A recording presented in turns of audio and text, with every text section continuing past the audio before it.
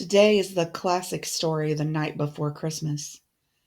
'Twas the night before Christmas, and all through the house not a creature was stirring, not even a mouse. The stockings were hung by the chimney with care, in the hope that St. Nicholas soon would be there. The children were nestled all snug in their beds, while visions of sugar plums danced in their heads. And Mamma in her kerchief and I in my cap had just settled our brains for a long winter's nap.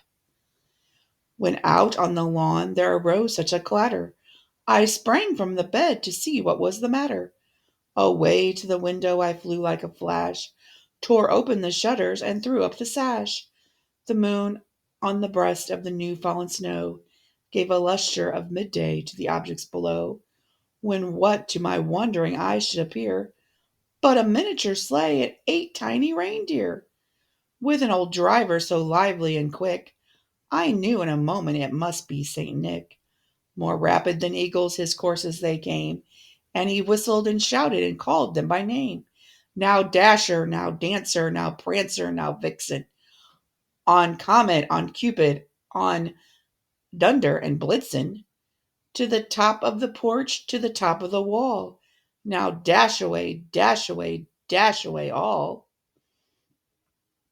As the dry leaves before the wild hurricane fly, when they meet with obstacles mount to the sky, so up to the housetop the courses they flew, with the sleigh full of toys and St. Nicholas too. And then in a twinkling I heard on the roof the prancing and pawing of each tiny hoof.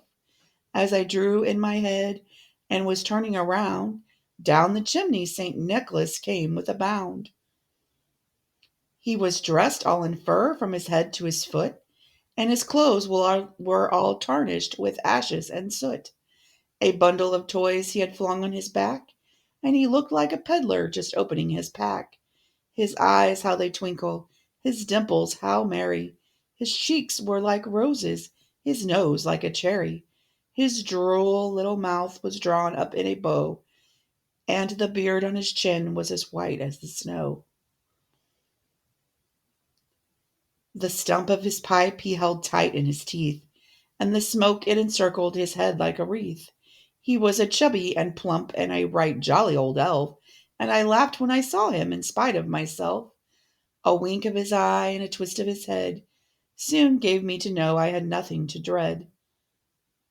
He spoke not a word, but went straight to his work, and filled all the stockings, and then turned with a jerk, and laying a finger aside of his nose, and giving a nod up the chimney he rose. He sprang to his sleigh, to his team gave a whistle, and away they all flew like the down of a thistle.